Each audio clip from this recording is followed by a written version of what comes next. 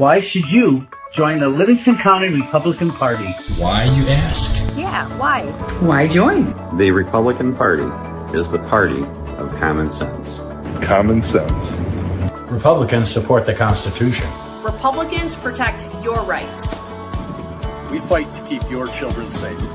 We fight to keep boys and men out of girls and women's sports. We fight to keep boys out of girls' restrooms. We fight for you. What does the Republican Party do?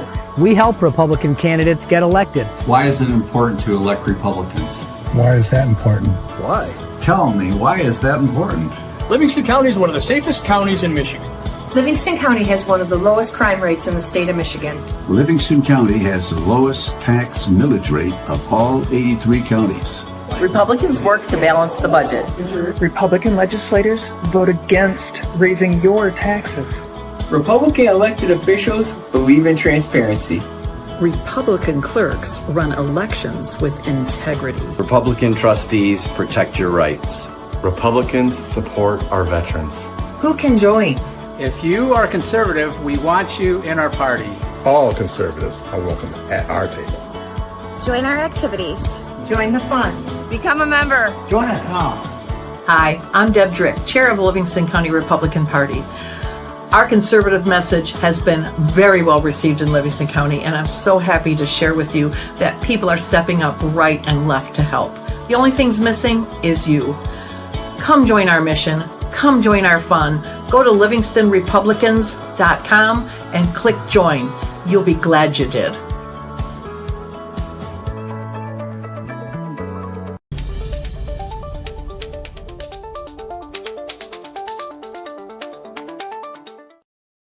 Good evening and happy 2026. This is our first podcast for this year.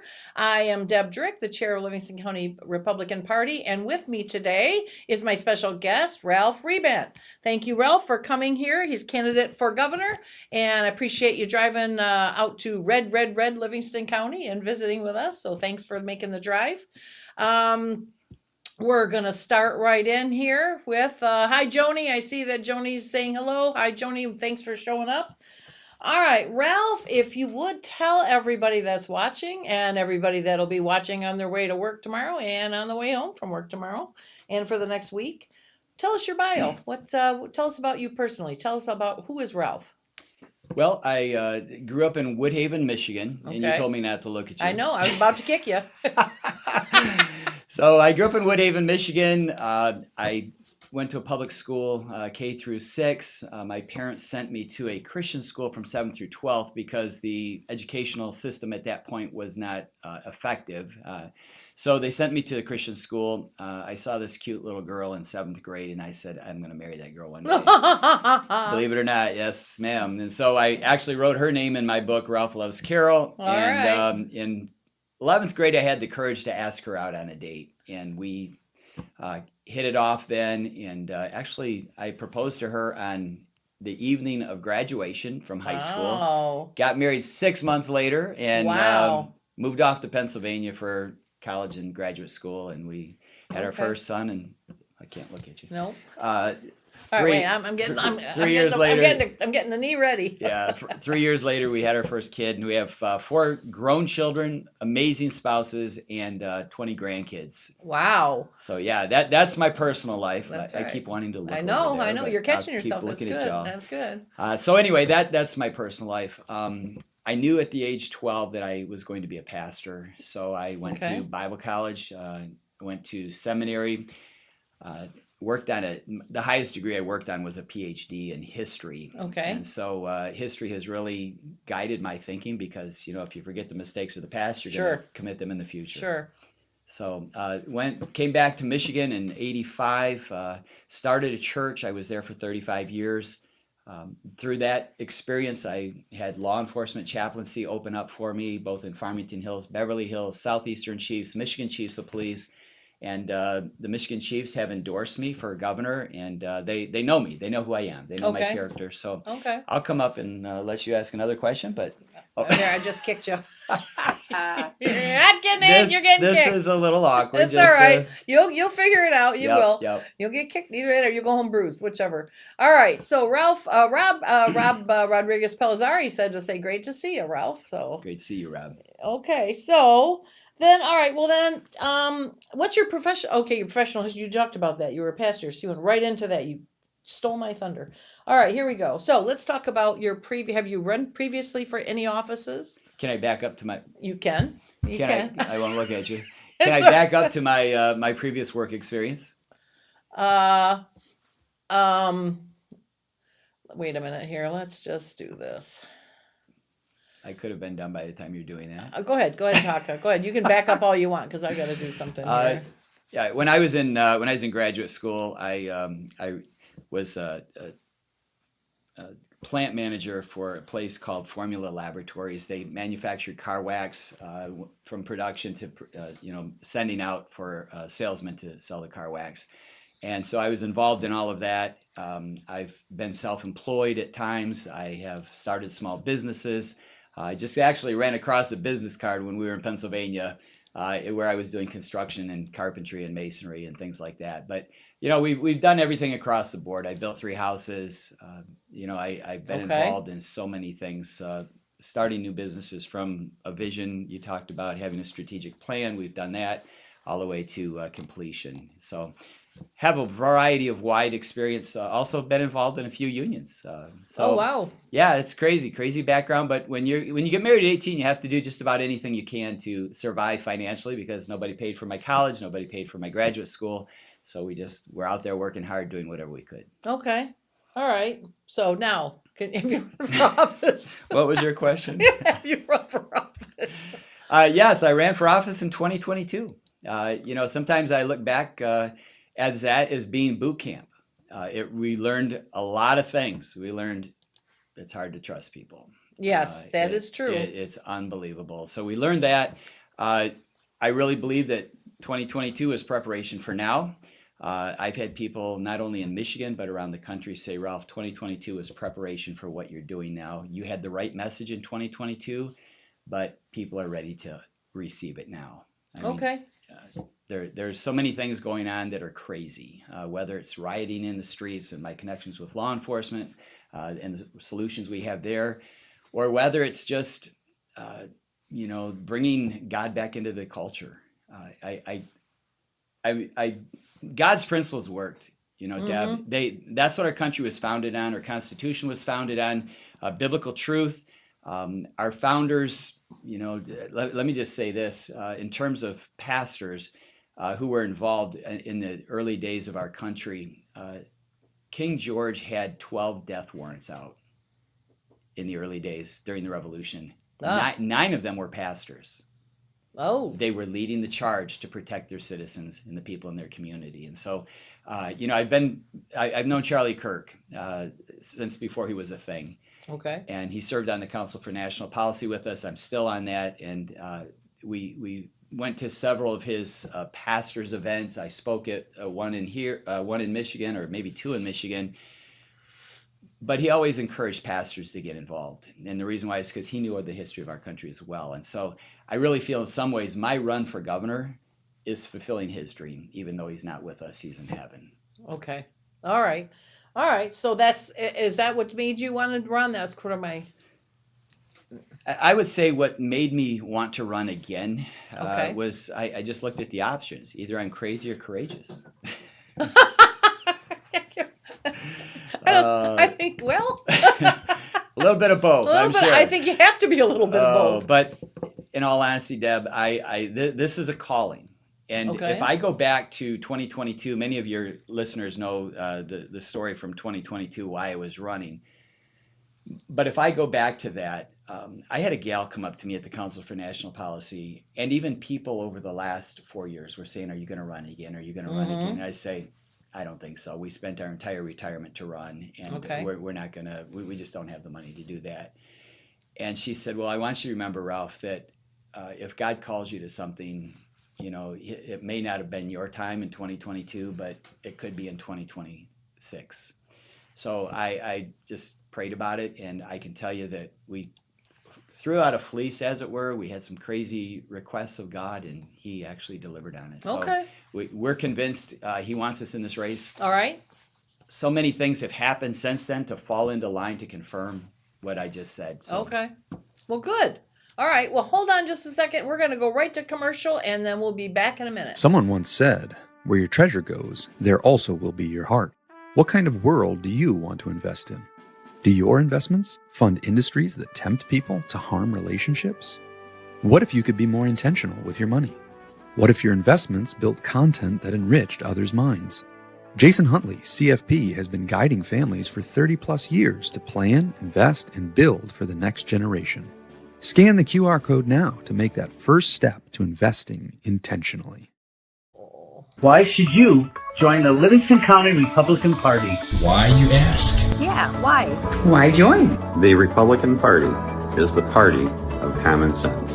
Common sense. Republicans support the Constitution. Republicans protect your rights. We fight to keep your children safe. We fight to keep boys and men out of girls' and women's sports. We fight to keep boys out of girls' restrooms. We fight for you. What does the Republican Party do? We help Republican candidates get elected. Why is it important to elect Republicans? Why is that important? Why? Tell me, why is that important? Livingston County is one of the safest counties in Michigan. Livingston County has one of the lowest crime rates in the state of Michigan. Livingston County has the lowest tax millage rate of all 83 counties. Republicans work to balance the budget. Republican legislators vote against raising your taxes. Republican elected officials believe in transparency. Republican clerks run elections with integrity. Republican trustees protect your rights. Republicans support our veterans. Who can join? If you are conservative, we want you in our party. All conservatives are welcome at our table. Join our activities. Join the fun. Become a member. Join us now. Hi, I'm Deb Drick, chair of Livingston County Republican Party. Our conservative message has been very well received in Livingston County, and I'm so happy to share with you that people are stepping up right and left to help. The only thing's missing is you. Come join our mission. Come join our fun. Go to livingstonrepublicans.com and click join. You'll be glad you did.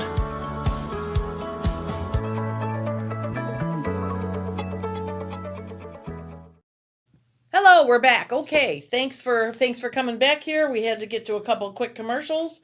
So, let's see so the next question I have is what's going to make you, like, what skills do you bring to the table? Personal skills, professional skills that'll make you a great governor? Personal skills are the people skills that I have. I'm a great listener, Deb. I have been doing that my whole life. I have a wife, so I'm a good listener. You're supposed to laugh at that. I was. But seriously, that's a key ingredient. If you look up, qualities of great leaders, that's one of those that lists up at the top. And I listen to people because I know that, as we were talking before we began, people need to be heard. And that's my biggest personal quality that I have. Professionally, as I mentioned, I've managed people, I've managed businesses, I've started businesses. I know what it's like to be in the thick of things, wondering how are we going to make this financially. When you get married at 18, as I said, you're struggling. And so professionally, I would take that history into the governor's chair and just say, as I have even as a pastor, people are out there hurting.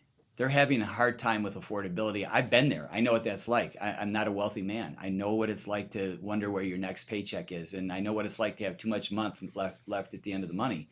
That's where, we've been. And I haven't forgotten that.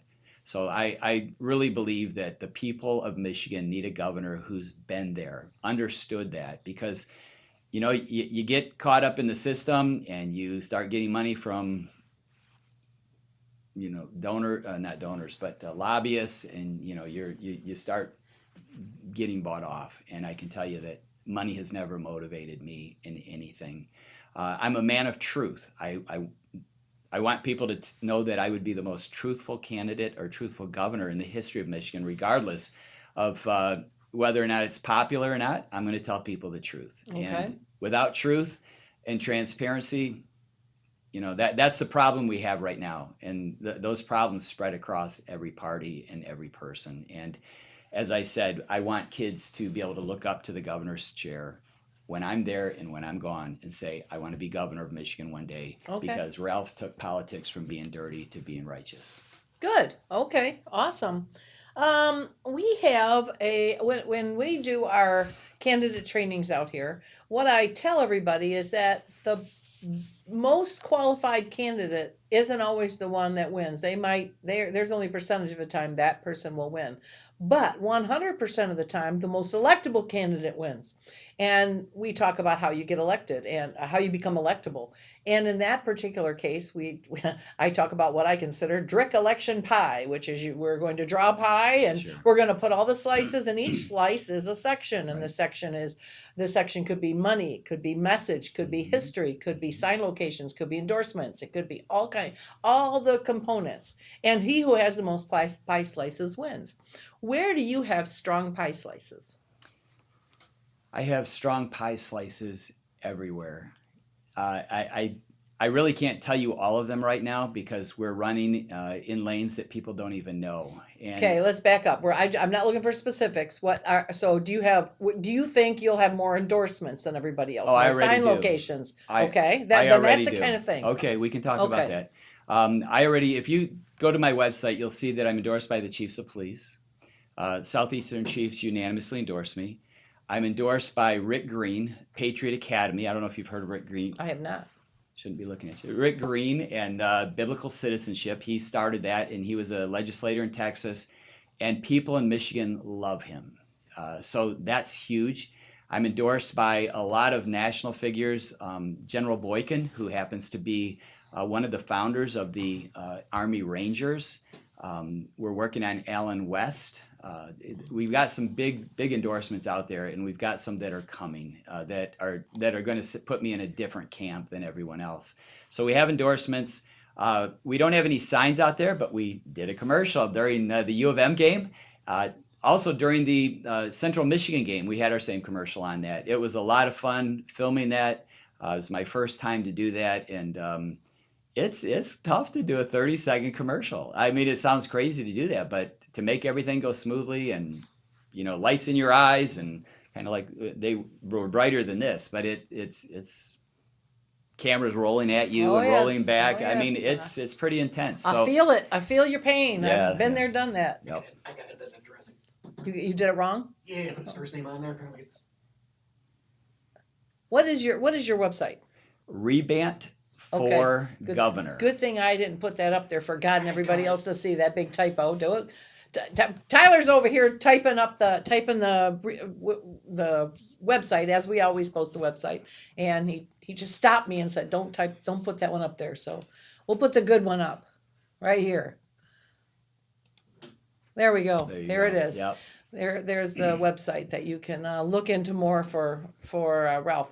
So yes, commercials, they're fun. They are. Radio spots, they're fun.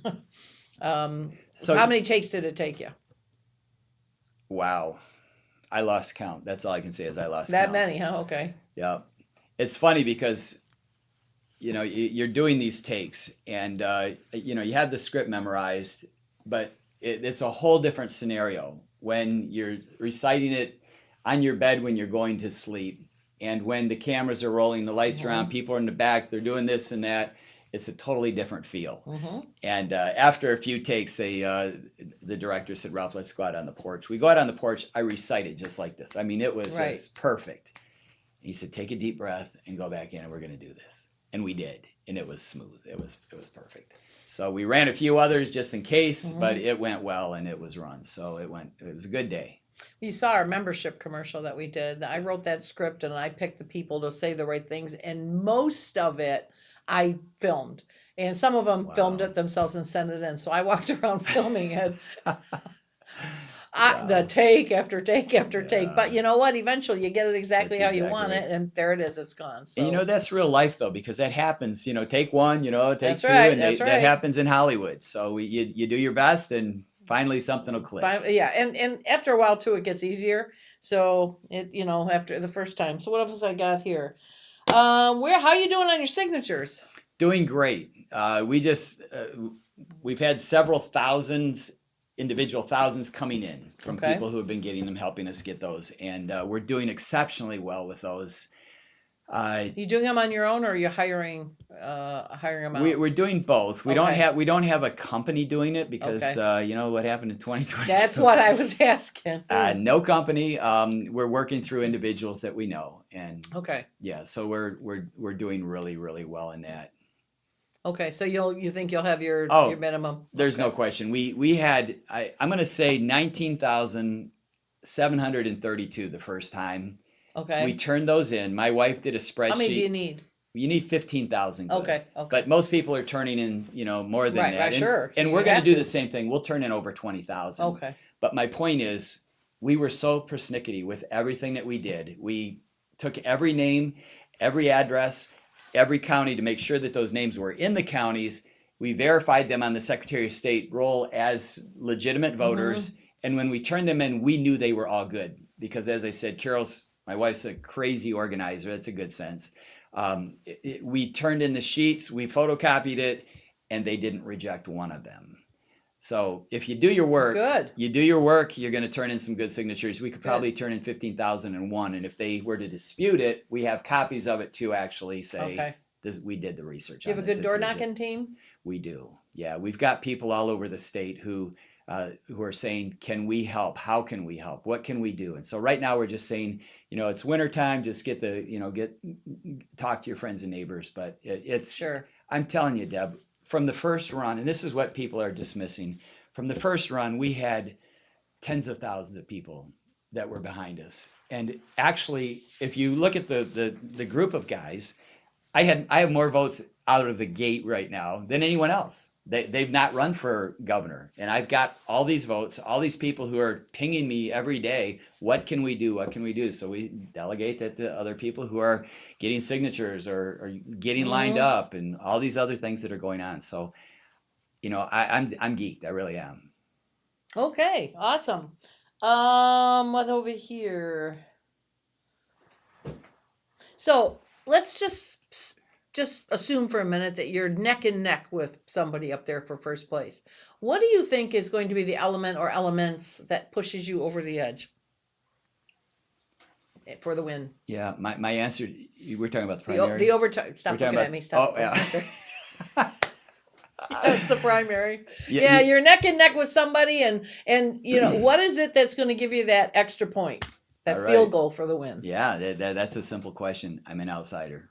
Okay. I'm an outsider. All right. Let me just state a fact. Okay. We have sent politicians to be governor. We have sent attorneys to be governor. We've sent businessmen and women to be governors. Yep. And Deb, think with me, they haven't fixed the problem. They haven't. We have a higher budget now. We have more depression, more mental illness. We have issues in our state. Corruption run rampant. They haven't fixed it. And so an outsider coming in who Lansing doesn't owe me, I don't owe them.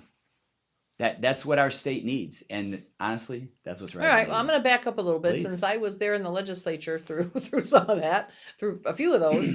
I would say that yes, since we've gotten Governor Whitmer, that budget has gotten out of control. But Governor Snyder came in, also an outsider, FYI, that came in and that budget got attacked. It got chopped, it got cut, it got straightened out. It was the best 8 years I have ever spent in Lansing as far as everything running, all the budget trains running on time. So having it, where is your, and I look to, Rick Snyder, you can say great things about him or you might not like him. I felt that he was the right guy for the time because that budget after Granholm was, people do not realize how bad it was because they didn't share how bad it was. So many funds had been robbed that Governor Snyder had to make up. So he did a lot of really, whatever you can say or you don't like about him, he was phenomenal with the budget. He did a great job of building up that rainy day fund and, taking Michigan and putting them in great places. But what will you do to right that ship? Those are the things he did. He made tough choices with the budget.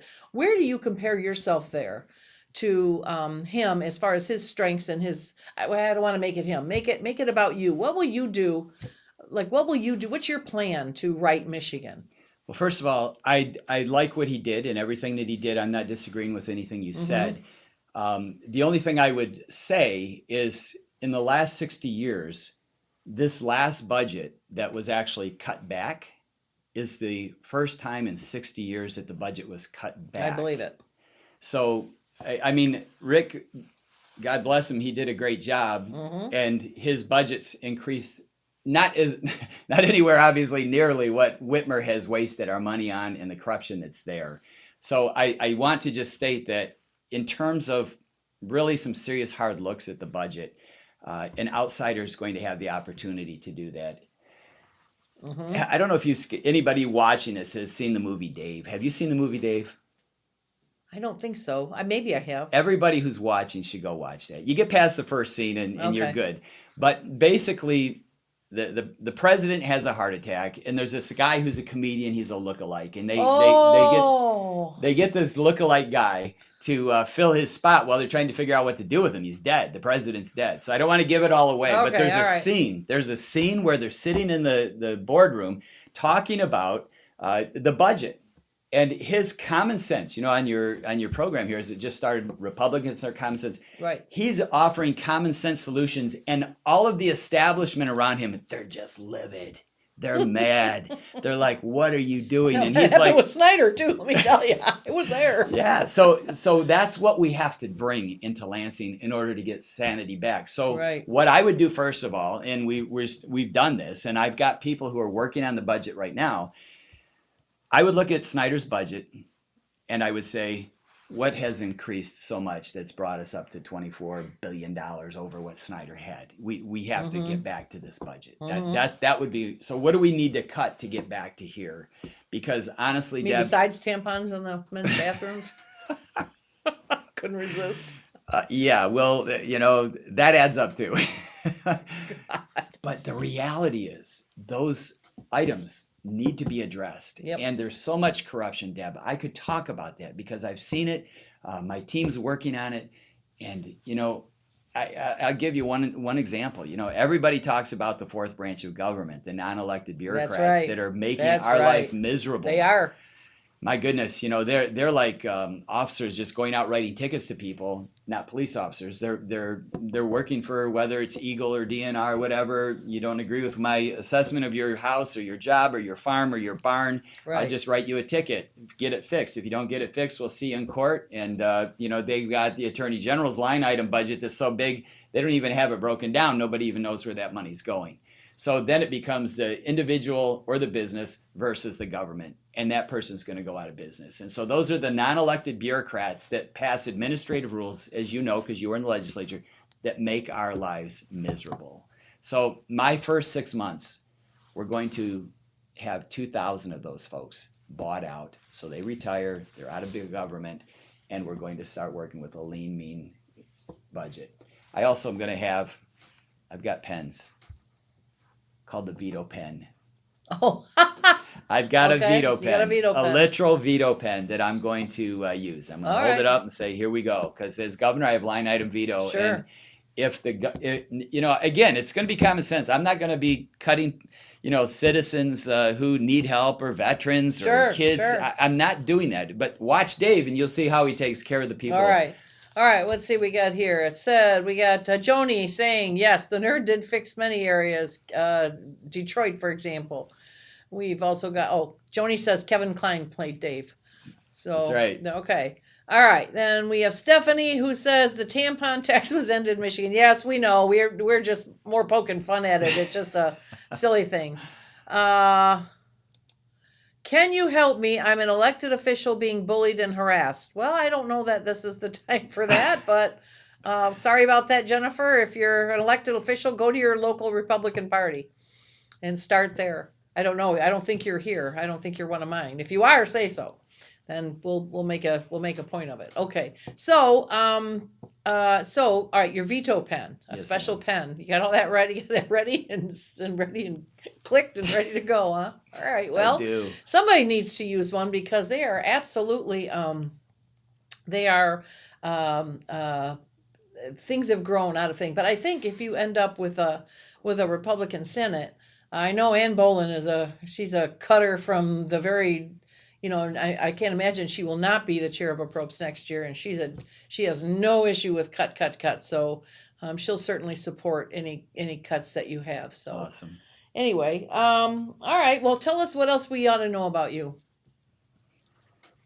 Well, as I mentioned, I want to be known as the most truthful, transparent governor. Okay. We have a plan to make that happen because I work for the people and I want the people to be holding me accountable. Okay. I'll give you an example, several examples of how that's going to happen. This gal said, I'm an elected official. How do I'm being bullied. All I will say is this. I have an open door in my office. Okay. And I am literally, Deb, going to have a round table in my office. It's called the Citizens Round Table. Okay. And at least once a month, I'm going to have people who are from every walk of life. I don't care if they're janitors or doctors or whatever they are. They're going to come in my office and they're going to let me know what's going on in their lives. I mean, as a pastor, I've had that all the time. Hey, Ralph, can I talk to you? I'm used to those interruptions. And I had a team to help me out with other things during those interruptions. And so people need to know that they're cared for. And this is a message, Deb, that's resonating everywhere. It's resonating with Democrats, it's resonating with independents, and resonating with Republicans because people have not been heard. And so I want to know what's going on. So they can ask me questions, what's going on. It works both ways at that table. The other thing is I'm going to have what's called Bill's Waiting Room. You probably have experienced this. Maybe you did when you're in the legislature. The legislature stays up till 1:30 in the morning. They pass a bill. The governor signs it at 3:15 a.m. 2 weeks later, the citizens find out about it. And it's like, did they really vote for that? How come we didn't hear anything about that? Bill's Waiting Room is a 2-week waiting period. Now, of course, there might be something. I shouldn't look at it. There's something that might be emergency related. I understand that. But that's got to be very far and few between. But the bottom line is over a 2-week period, people will have the opportunity to go on a website and respond to this bill because I want to know how it affects them. You may be aware that Greg Alexander up in the thumb, I believe the bill is 4027 4028, and what it does is it returns control back to the local people. So I don't care if it's returns control and what? Oh, you mean it gets rid of PA 233? It gets okay, all right. It gets regarding wind everything. Energy. Okay, everything. Yep, I don't care if it's the fishing industry up in the thumb. Right. Lansing should not be legislating what's going on in people's lives. There's no such thing as a across the board agreement. I mean, what happens in drilling a well and downriver into clay versus drilling a well up north in the sand, it's a totally different process. And so you can't just have a blanket program that you're calling people to become accountable to. Alexander's bill would basically say we're taking Lansing out of the discussion and we're sending it back to the local people. So it's not just 233, it's other stuff. It is. Okay, all right. So my goal, well, I don't know, Greg Alexander's bill is probably addressing 233, but I'm using that as an example for everything. I don't care if it's... Hold on just a second. William, patience, we'll get to your... Stop asking me the same question. Will this live stream be recorded and available on the website? It is available on YouTube under the right side Livingston. Okay. If you ask your question once, I promise I'll get you to it. So anyway, I'm sorry. Go ahead. So back to it. It doesn't matter if it's windmills, solar panels, fishing. It doesn't matter if it's AI centers. We'll probably get on that. The bottom line is the people in the local area need to make that decision because that's how they can hold their elected officials accountable. Okay. So let me give you some thoughts on that Bill's Waiting Room thing. I understand what you're trying to do. There is a really long period of time in between the bill getting voted on in the House and then going to the Senate and going through committee. And that is the purpose of the committee hearings, to allow the public to come in, to let them hear, to let them comment, to let them speak. That is the purpose of the committee hearings. Would you be then usurping or end running the legislature on that, because let's just say, for example, you get bombarded with people that don't like something that has already gone through that process, and your Republicans like it, and it's mostly Democrats, and maybe you don't know that come in and sit in Bill's waiting room and scream at you. How do you overrule the legislators that have gone through the legal, legitimate process because people have come into the waiting room and said, we don't like this?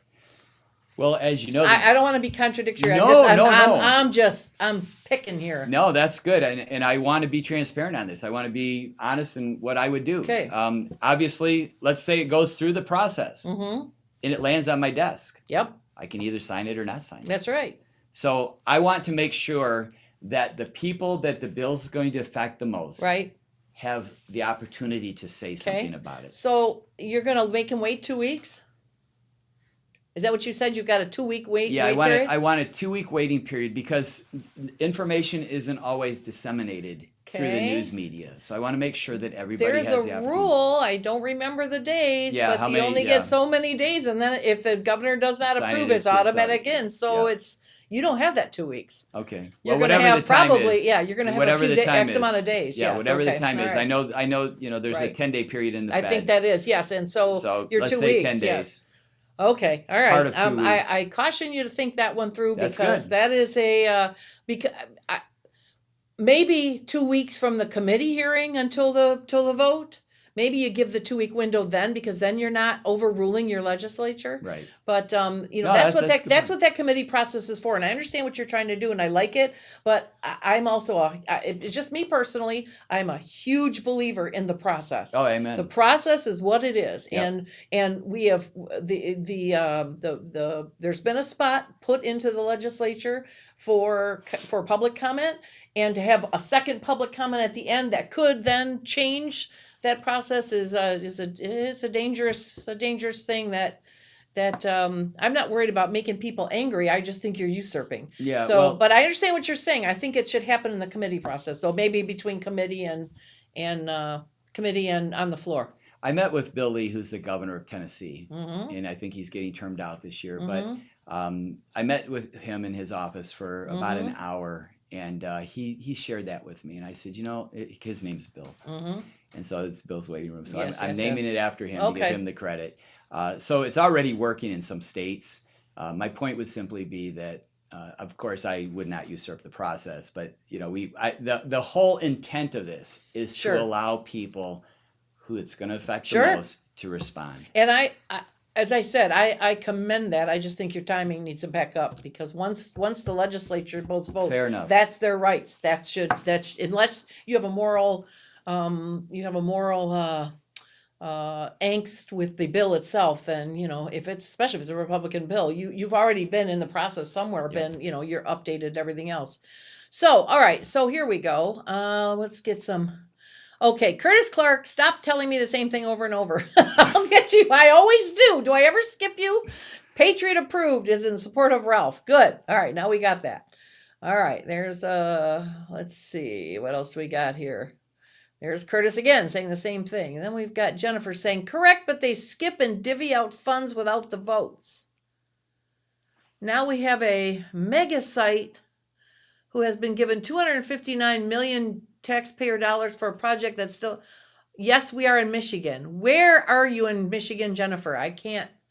You must be in Mason. You must be near Mason. That's the only place that's the only place right now fighting over the data center. So, what do you think about data centers? Yeah, talk about a loaded question.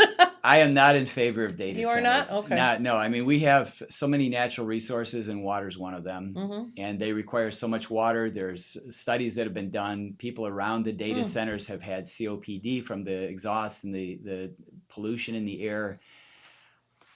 Yeah. Okay. I would just say on the data centers, when windmills and I'm not against ingenuity and not investigations, but ingenuity and innovation. Right. I'm not against that, but what I am against is when solar and windmills come in and they say, look, we're going to give you X amount of dollars to put up all this stuff, right? And then they never do. Right. it doesn't help anybody. It causes neighbor to fight against neighbor. Okay. That's why I'm back to the local thing. We can't have Whitmer or Lansing No, telling no, people no, I that you're agree. going to I cut down agree. trees in I Otsego agree. County to put in I agree. solar panels. That's I agree. just lunacy. That is lunacy, but the data centers are not the wind, and nobody's given them a free pass. But I just wondered because that's a big thing right now, and there's people on both sides of that issue. I know that they're starting new data centers that don't use water at all. They have the dry coolers, and so is it the resources that you don't like, or is it they're giant computers, right? Yeah. So they're again, if somebody can come up with one that doesn't pollute the air, doesn't cause COPD, if they can come up with something that doesn't make all the noise. I've seen videos of data centers just in the neighborhoods, just decibels so high that it's mind bending. And if somebody can come up with something like that, we'll reconsider. that. Interesting that and I guess I would love to see one of those because I went down to New Albany, Ohio, and I'm not necessarily for data centers, but I wanted to know the truth. Very much like you, I want the truth. Yep. I don't want to hear how they kill bald eagles in the air, which is just one of the nonsense things that were said here. We were Howell Township was looking at getting one, but so I went down. I spent 16 hours in a car touring these things. And in New Albany, Ohio, there's like 60, 70 of them. Wow. They just keep allowing them to come in because they're so lucrative tax-wise.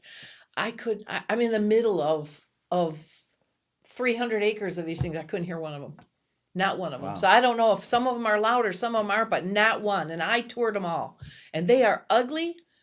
And when I was I did some interviewing of some city officials, and I interviewed some of the Meta people and from Google, and I did some talking to them, and I told them, I said, as far as I'm concerned, I can't smell anything, I can't hear anything, I don't, everybody was telling me that the farmer across the street said, we don't have any problems with them, I'd rather have them there than the neighborhoods, but the one thing they are is ugly as sin. I said, if you shape them like a barn, you're paint them white, put them 400 yards off, and shape them like a barn. You have no trouble. They're in the middle of the field. They're a barn. Nobody's going to have any problems. So anyways, I was just curious. I'm not, like I said, it's not happening now here. So, and that's okay. It's less fighting in the community. Well, you mentioned a point. You said they bring in taxes. Oh my God, huge money. Let me ask you this. Why do we need the taxes? It's not just, the budget's bloated. We've got to cut it so we don't need the taxes. They don't give the state taxes; they give the locals taxes, and there's no local has a bloated tax base that I do. But it's not just the taxes;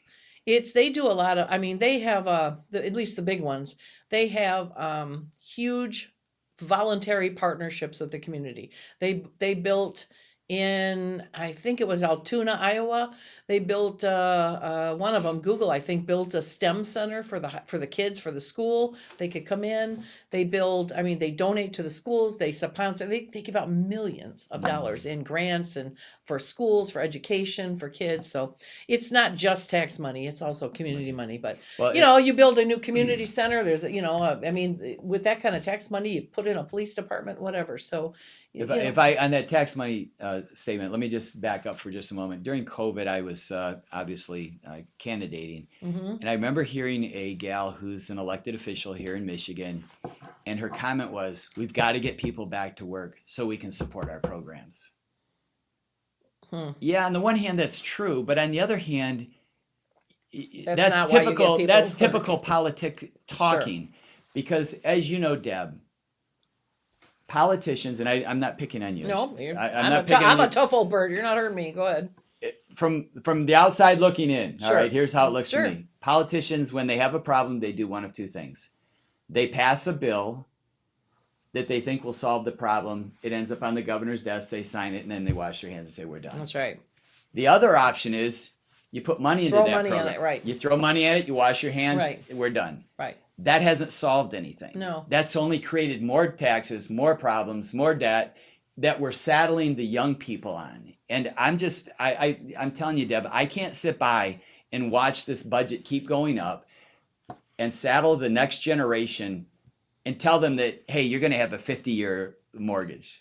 Sure. Affordability is going to be impossible for you. Sure. I'm going in to change things. All right. All right, devil's advocate here. Go for Data it. centers come in and put all the money and lower the need for the budget.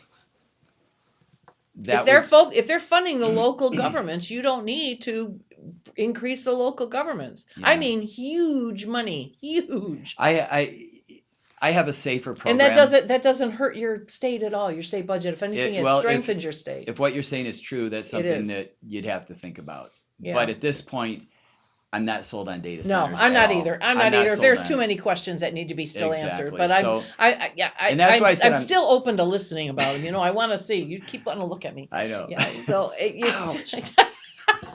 I did not, you liar. You're supposed to be Mr. Truth, and then you just lied about me kicking about you. Yeah. Anyway, all right. So yeah. So I'm just at this point, I'm just curious. It's you know they're going to have to come back with some different messaging before they're ever going to get accepted. And I think that they've made some tremendous changes. And I also think that one of the biggest problems they have is they don't come forward at the beginning and say who we are and what we stand for. Now, having seen the crazies come out, maybe they don't want them at their, they don't want them on their board meetings or, you know, at their shareholders' houses. So maybe that's a problem. So, okay, just curious on that. So we have a question here. Joni wants to know, what's your position on property taxes? Property taxes. Well, Joni, I'm on record as saying right now I'm supporting Axe My Tax if it gets on the ballot. If it doesn't get on the ballot. When it doesn't get on the ballot, we have a plan to basically phase out property tax. It's not going to be an overnight thing. First of all, seniors will be deducted. They won't be paying property tax. If you're over 65, that's the best thing. If you're over 65, you won't be paying property tax. So over the next 4 years, we have a plan to phase it out to give local communities a chance to figure out how it's going to happen. Now, here's the key: when you have property tax, at least the way it's set up right now, it's stealing your home. The government can steal your home if you can't pay that. And I am totally against that. I don't want people to lose their homes. To connect property tax to the ownership of homes is criminal. I really believe that, because you have people who fall on hard times. I know them as a pastor. I've ran into them. Whether it's a cancerous situation, whether it's a divorce, whatever it is, whether it's an older couple that the one husband dies and the wife's left alone, she's lost his Social Security. She can't afford her property now. They lose their house. Right. That is just criminal. That's criminal. You're right. You're right. So I'm totally against property tax, but I'm not going to pull the rug out from under local municipalities and just say good luck. I have a plan to see. That's why. That's what Axe My Tax is. There's too many problems. It causes more problems than it cures. But that's my point. But I like the idea of not taking away. You know, anybody shouldn't lose their house. Right. You can put a lien on that house, you know, and eventually collect your money if you need to. But I also don't think, I know there are some places that I feel like the local governments, when they do get that lien, sometimes they sell it up and they keep.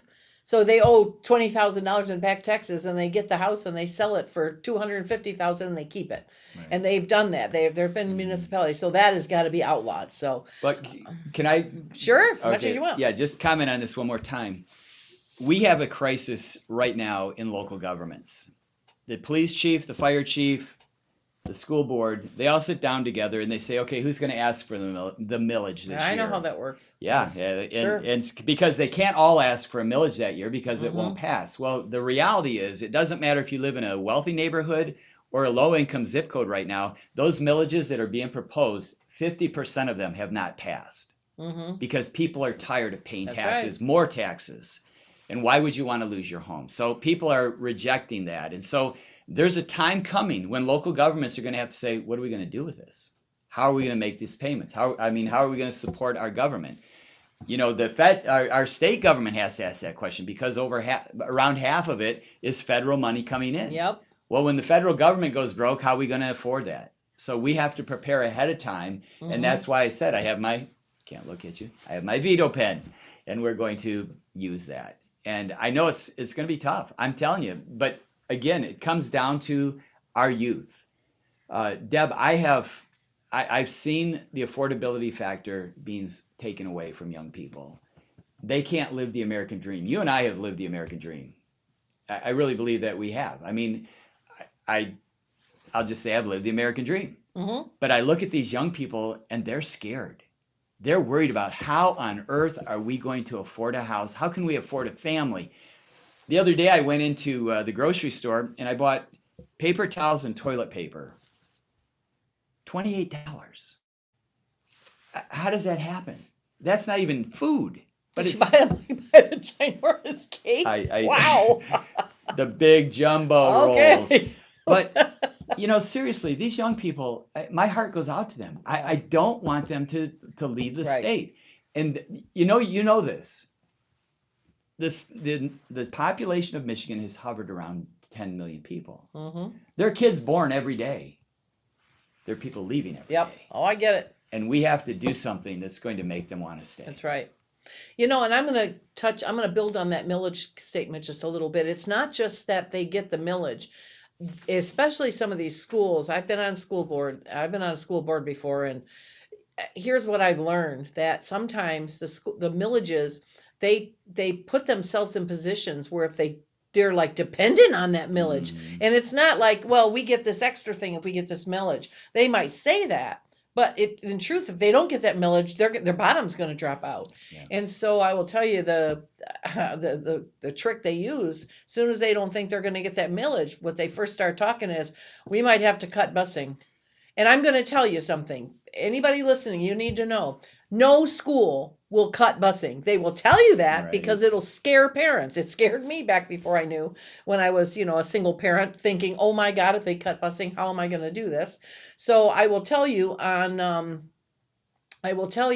that no school board is going to cut busing. It's not going to happen. Because they need the students there to count so they can get their money. And if there's no busing, there's no students, and they're going to get a whole lot less money. So call that bluff. But that's what they do. They put themselves in the position. Now, we got some questions here.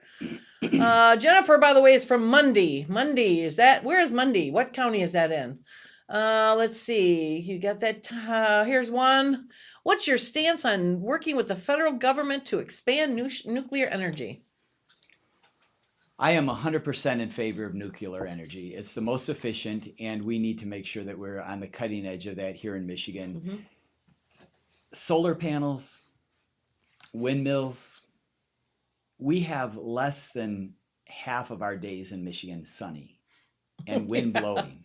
Yeah. I have talked to people who are in that industry, in the green industry, and they say by the time the windmill spins and it gets down to this transfer station, and by the time it gets to your house, it is so ineffective Mm-hmm. that it's a waste of money, Mm-hmm. and it's a waste. But the problem is that you talk about property taxes.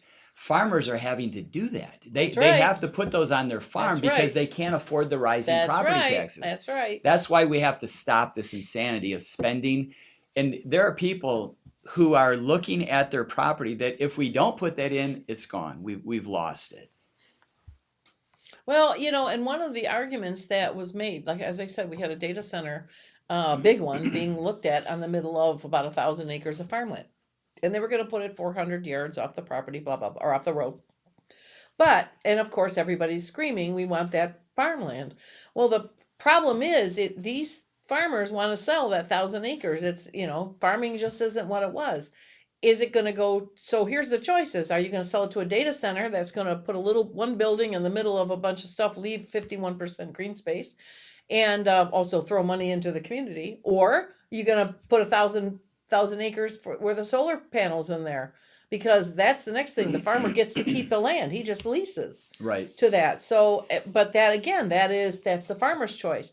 And they think that if they just fight this back, they're going to keep a pristine farmland. It's either going to go to a, 2,000 to 3,000 house development, or it's going to be a solar farm. So, Or can I give a third go option? ahead. Sure. Or we remove property tax and they don't have to put a data center to get money or put up solar panels. Unless they just are getting older and want to stop farming. I mean, I don't know how farming pays anymore. I don't know either, but Yeah. here's something to think about.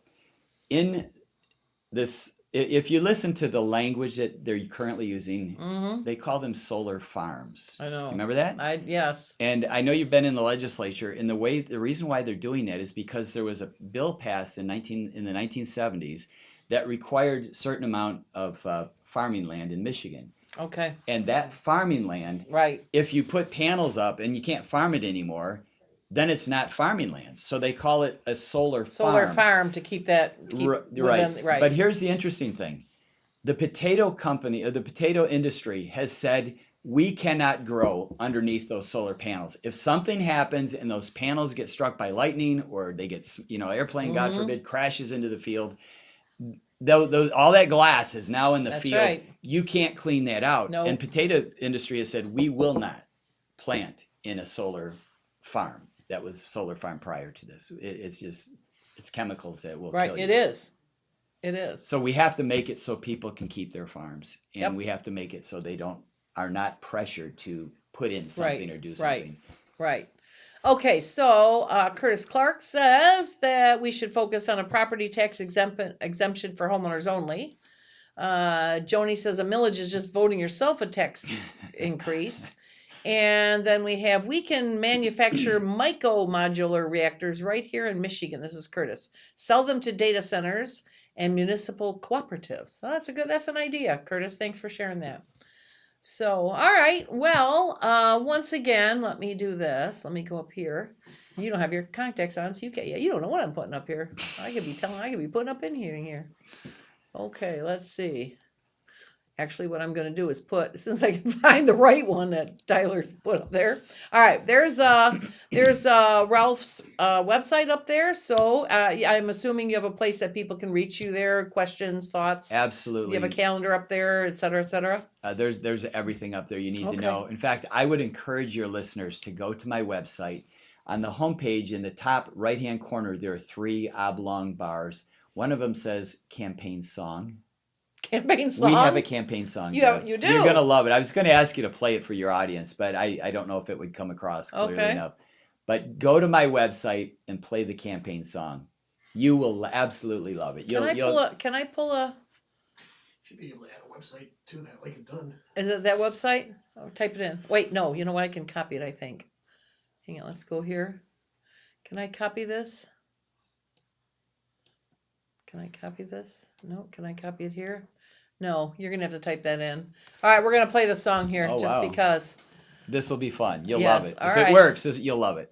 DT4.com. Okay. Hang on here. We'll be right here. Bottom one over there, I think, is campaign theme song. Okay. So we're going to go back here. Can you hear that? I don't know. Find out here.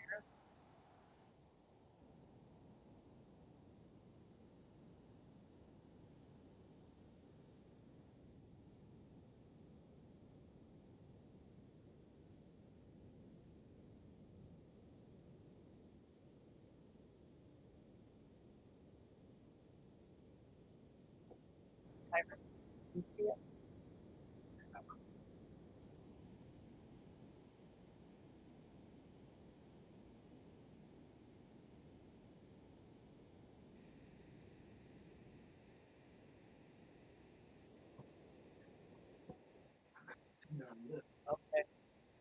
All right. It is not running. All right.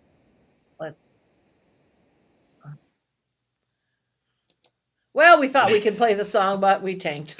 Sorry, we tried. So, all right. Well, Ralph, thanks again for making the trip out to Livingston County. It was great getting to know you. It was great hearing what you had to say. You have any last comments here? I'm just thankful to be on your show, Deb. Keep up the good work here in Livingston County. You guys are knocking it out. It is as red as this tablecloth, and we love it. So I would love to come out to one of your meetings, share a little bit more. Absolutely. And actually put me on the hot seat rather than have like 5 or 10 people ask questions, have the whole group ask. Well, what's going to happen is this you will get several hundred views by the end of the night, but then what'll happen is tomorrow on the way to work and on the way home from work over the next few days, the numbers just spike. People like to listen to us on the way, so you'll get residual comments from that. So all right, stick around. We've got, well, let me just announce here. before we do anything more, we've got, I want to remind everybody, particularly our REC members, we have our strategic planning session. If you're in Livingston County and you're a Republican and you want to participate, this is where we make our plans for the year. This is an important year. This is not a year that we can mess up. So we're going to, we want you here, right here at the Victory Center. This is on our website, or on our website, and it's on our Facebook page. Take a look. Chair at Livingston Republicans with an S.com. Don't worry about that. Chair with an S, LivingstonRepublicans.com. Give me an RSVP. We're also looking for a lunch sponsor. We have Commissioner Drick that's ponying up for breakfast. So we need a lunch sponsor. So if anybody's interested in doing that, let me know. All right, we're going to take a commercial, and then we will be back as soon as I find my commercial. Where'd it go? I had it here. All right, we're going to go to this one. All right, we'll be back in just a short time with Brian Ignatowski. Thanks again, Ralph. Someone once said, where your treasure goes, there also will be your heart.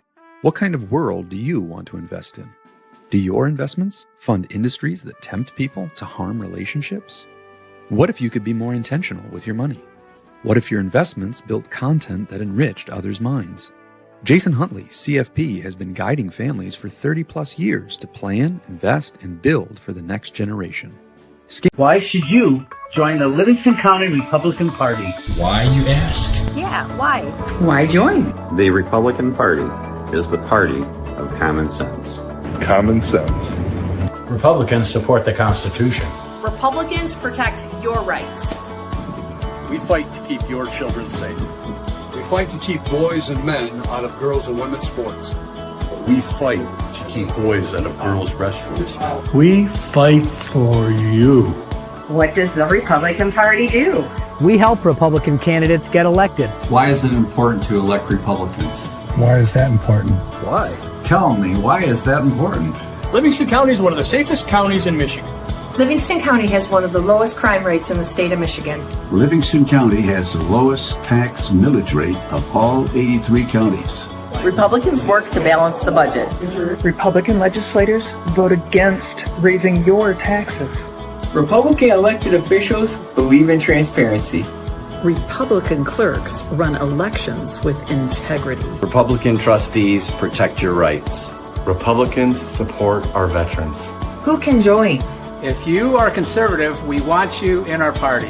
All conservatives are welcome at our table. Join our activities. Join the fun. Become a member. Join us now. Hi, I'm Deb Drick, Chair of Livingston County Republican Party. Our conservative message has been very well received in Livingston County, and I'm so happy to share with you that people are stepping up right and left to help. The only thing's missing is you. Come join our mission. Come join our fun. Go to LivingstonRepublicans.com and click join. You'll be glad you did. Welcome to the right side. And with me now is the brand new 7th District Chair, District 3, Livingston County Commissioner, Frank Sample. So welcome, Frank. You're very active in the American Legion. Correct. You're very active in the VFW. This ideology is very damaging to the students who are told if you get this surgery and make do the social transition, the medical transition, then you'll be happy and all your problems will be solved. Yes, learned so much. I'll bet. That's some institutional knowledge right there. And we have, as a special guest, as I said earlier, we have Kevin Rankin with us. Welcome, Kevin. Thanks for joining us tonight. Thank you for having me. Go Boge. Thanks, Kelly. There are those everywhere. We have, but we love meeting new people. Right, yes. It's in good shape, so that's good news. That safeness is not afforded to every citizen. They are special. There's a difference between men and women. There's a biological difference, and it's time for us to stand up for our girls. He went through, and he came back with a report said there's no way Detroit can meet its obligations on the tax base. Yes. So is this DEI focused just on the high school, or are they talking about all district, the entire district? Maybe that's kind of normal. It's really not. There tends to be little fiefdoms with different police agencies and police versus fire and fire versus EMS and blah blah blah. That's not the case here. So Livingston County is very fortunate. Hey, not too long ago, in many of our lifetimes, Detroit was the third largest city in America. Oh, yeah. 3.2 million citizens. It's been a great experience. I mean, you know, I have no regrets about moving here. There's an old saying that the road will get you elected, the jail will get you unelected. So, to give you an idea. You have to have a reason to change for change to be enacted.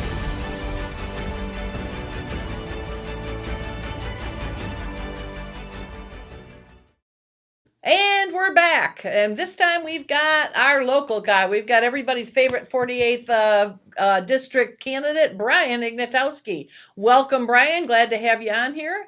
Thanks for having me, Deb. It's an honor to be here. Well, we're thrilled. I know that everybody's all revved up to gear up for your race this year. So why don't you talk about like what you're doing? And well, first of all, there's some people out here that don't know you. So let's start with your bio.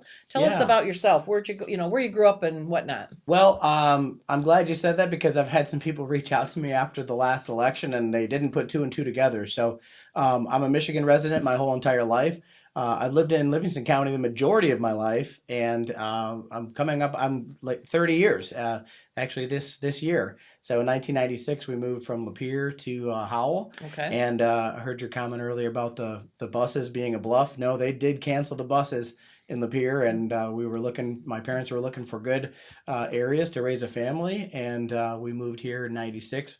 And my mom worked for the Livingston County for 25 years before her retirement. So yes, I'm new to politics as far as me and by my name, but I've been around Livingston County for a long time. So, we chose to raise our family here, my wife and I and our two sons.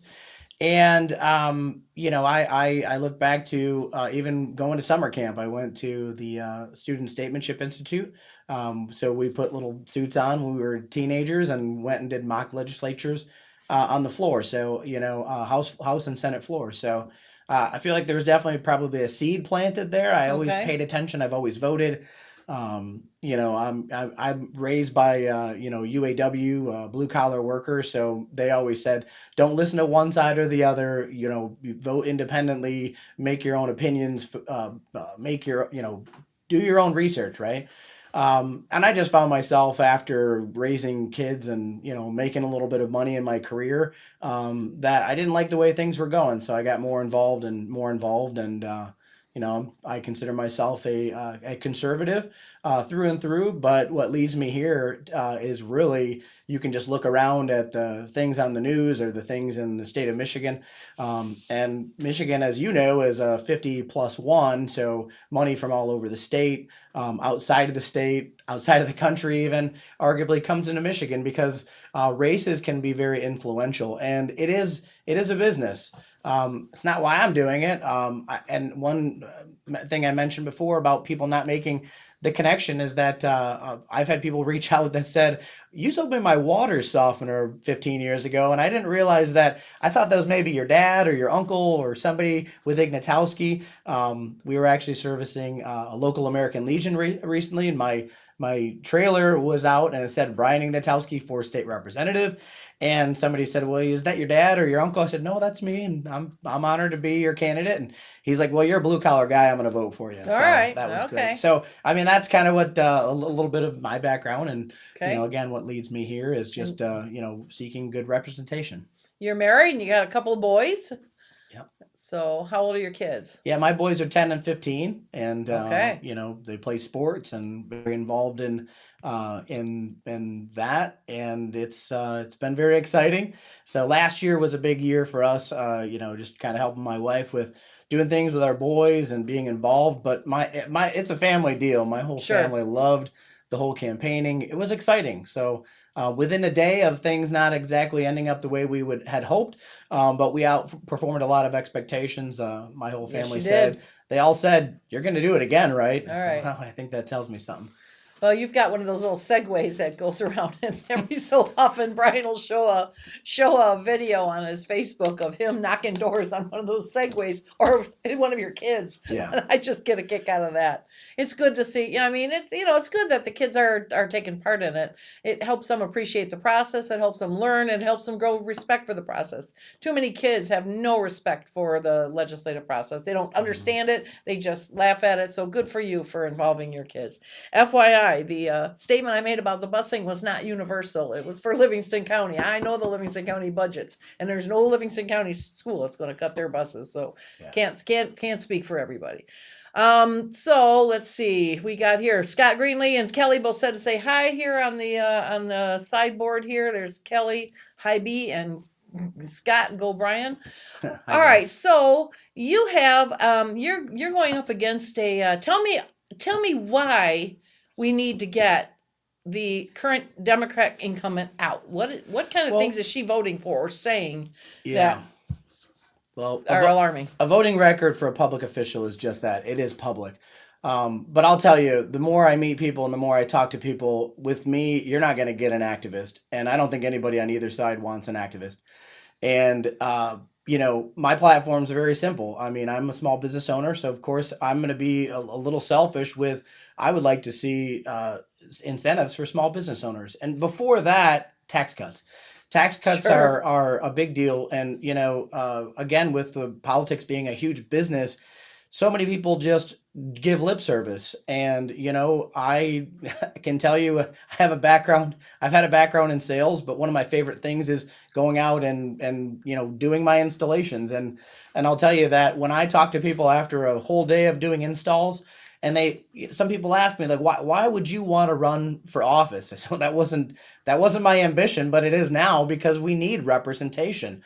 So, we live in a country where, you can go from rags to riches. You just roll up your sleeves and you put in the work. So when I talk to people and they say, I'm really not big into politics, I guess I should say this about my district. We actually have 26,000 Republicans. Okay. So if they just showed up, that would be a force to be reckoned with. Well, hear that out there? Everybody show up. Not necessarily, because there's 22,000 Democrats. Okay. And I seek to represent them as well. Sure. I've never asked somebody before I put a water softener in or taught them gun safety. That's what has been a side hustle of mine for a while. But I've never asked them what their politics or what their religion is. Everybody deserves clean water. We just live in a country where we have to work hard and pay for the things that you want. So you got 26,000 Republicans, about 50-50-ish blended between, weak or strong.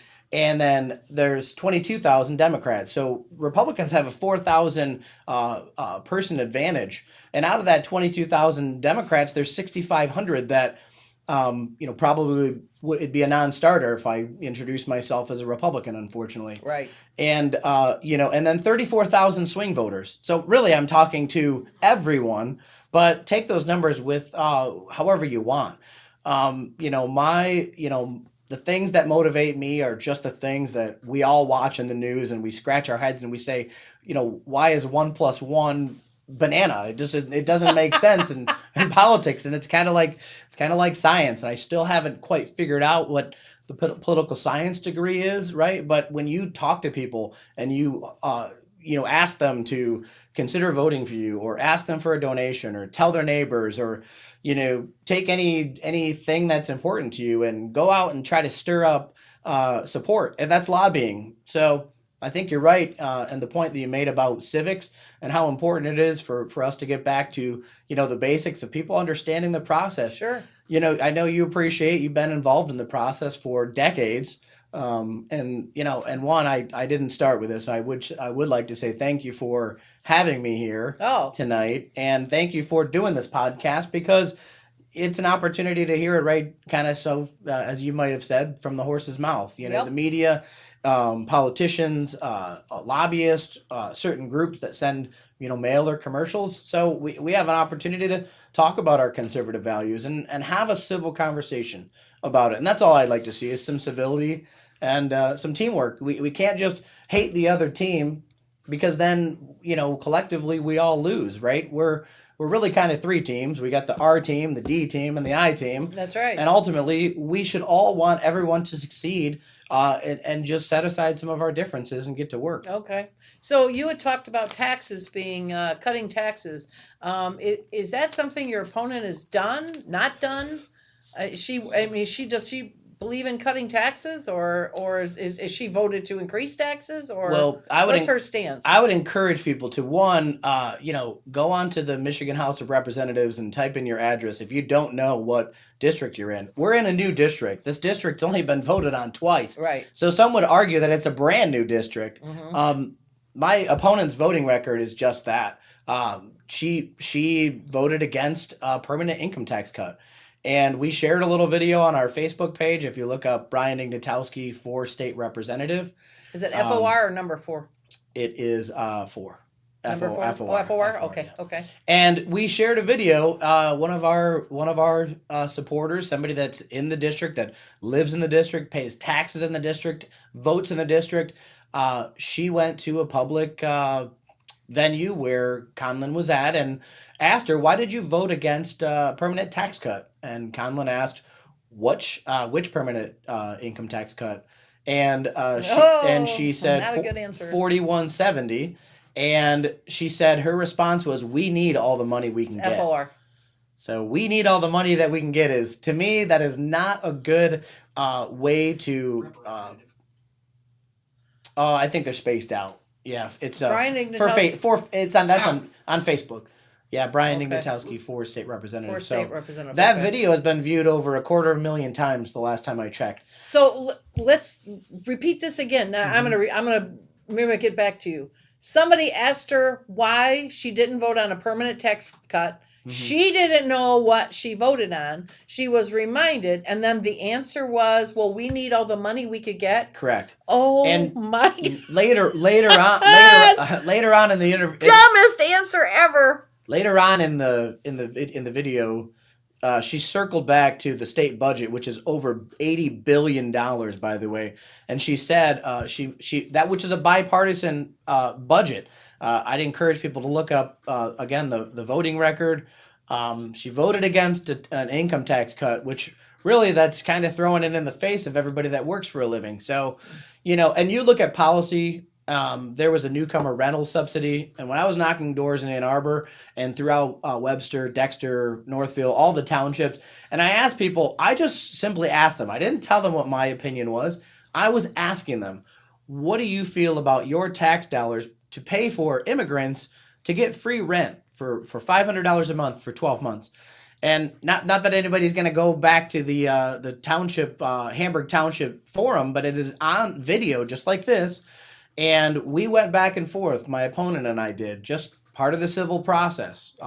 And I doubled down on, I do not support the newcomer rental subsidy, nor I counted, and out of about, 4,000, 5,000, 6,000 doors we knocked on, there were 7 people that told me that they think that their taxes should pay for immigrants to have free rent. $6,000 for an immigrant to whether it was whatever their status of that is. Everybody needs to work for the American dream. There's no handouts. It's not because there's nothing free, because everything free to somebody got paid for by somebody else. So all right, we got some statements here, some questions. Josh Emmerich says, "Hi Brian, let's go." All right, Rob. Here's Rob Rod that says, "Looking good, Brian. You are looking good. It's a nice tie." Thanks, there. Rob. Yeah, you nice too. Suit. Okay, here. Aaron Curry. Brian, you've talked before about the importance of getting the facts right before taking a position. Recently, we've seen some public comments in this race, such as remarks about soybean sales that turn out to be inaccurate. When you're preparing to represent your district, how do you personally research issues to make sure you understand the real data? And how do you balance letting the legislative process work as intended rather than forcing decisions through ideology or political pressure? That's a mouthful, Aaron. You couldn't have done that in like 2 or 3. Thanks a lot. Let's start with chunk 1. When you're preparing to represent your district, how do you personally research issues to make sure you understand the real data?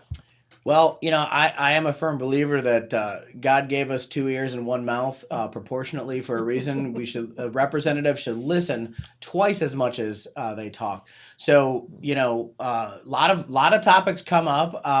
Whatever whatever the process calls for. So if it's a township issue, and I'm not going to throw out a whole bunch of them, but I know Aaron and I have talked a lot about some township things. So let's take Public Act 233.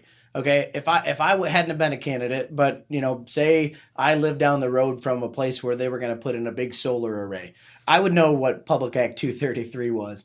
And what basically that was is, for an example, it would take away townships' ability to do zoning. And this is just one example of an issue that I found to be very interesting and very important.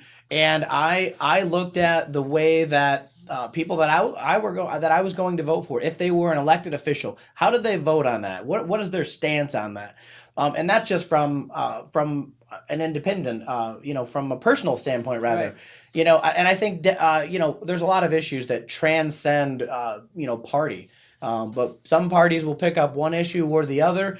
And you see how that plays out. So I think that, what is the issue? If it's a township issue, then they should be involved in the township. If it's a county issue, maybe talk to your county commissioners. Most people don't know that all the money that flows in and out of a township, as I'm sure you're very well aware of, Deb, that goes through the county commissioners. And I can't tell you how many times I've been on the zoning board of appeals for Hamburg, and when there's public comment, if it doesn't affect somebody, they don't go. There's nobody there. It's usually, it's been more times than not my son coming with me and hanging out with me and on his iPad in the corner for public comment. But that's just what it is. So you listen to what people feel about an issue. And if they're really passionate about an issue, there's probably going to be a ballot initiative, like a clipboard going around. Sure. And I can't tell you how many times I've talked to people, they have no idea about, citizens only voting or Axe My Tax or all these other things, because it costs a lot of money to get your messaging out. So. Well, and I will tell you something that is available to state representatives that, unless you're a state representative or have worked in an office, that most people are not aware of. First of all the state representatives, each caucus has their own policy people that are the policy experts on those things. So something comes up on energy, there's an energy policy guy that will answer questions, will advise, will give you the answer to, because when your constituents call them, they're going to say, hey, what about XYZ? Well, you don't know XYZ. That's not, you know water, gun, you don't know XYZ water. So you go to the policy people. That's one avenue. And the policy people know, and they say, well, if you do this. The other thing that there's something called, it's a nonpartisan, it's called the Legislative Service Bureau. And there's legislative research that can be done there, that you can send them your research and say, give me the data on this. Tell me how many people. I know I worked on a bill at one point where we were looking at the complaint came in from the UP that there wasn't enough dental that served Medicaid there. So I asked the organization, I said, give me in Michigan, I want it broken down by county, how many kids are on Medicaid dental and how many dentists accept Medicaid in there. And there was ratios where it was like 8,000 to 1. In counties. So, but it's that kind of places you can get your stuff too. So listening to people, that's terrific. The fact that you're willing to do that is going to make you a great representative. But the added bonus is you got people there with actual data that can help you as well. All right. The next part is when you're preparing to we did that one. And how do you balance letting the legislative process work as intended rather than forcing decisions through ideology or political pressure? Yeah, well, with the legislative process, the last guest you talked about Axe My Tax, and that is, there's a couple different ways that you can do things in Michigan. You can do a constitutional amendment, which is what that is. And I've been to many township meetings and all the townships in the 48th district, and I've talked to people about that. And the biggest concern with that is that it's subverting the legislative process, which doesn't necessarily mean that it's bad. I just ask people, again, I ask them, what do you think about this? Clerks are very concerned that there's going to be money to run elections because that's not listed as one of the or fund schools treasurers. Or schools or police. That's right. Police officers. What do you think about how is that going to affect you? Well, you mentioned earlier again about millages, right? So you can drive around to different townships and to get different counties and talk to different people. So I believe that is why we have the legislative process, and some things, I would hope that a majority of the things fit in the legislative process. But what I find very often is people have a certain issue. It really affects them. They get involved. And then they realize it's a slow grind in Lansing. So, my desire is to be here on the ground, boots on the ground with my constituents. I mean, we had like 60,000 people vote in the last election. So I think from township to township, those issues are different. And I think that the power is supposed to come from the bottom up. The state and the Fed run too many things. So, I'm interested in my backyard. Good. And hopefully we covered all of Aaron's 17 I think points we have. with I that. think we have. Yeah, Aaron, you can break them up in bite-sized chunks next time. Or at least text me before I come in here so I'm prepared for you. You're fine. We you did not fine. do that. You did fine. We got your back here. Good. All right. So, so what you talked about what you do. So,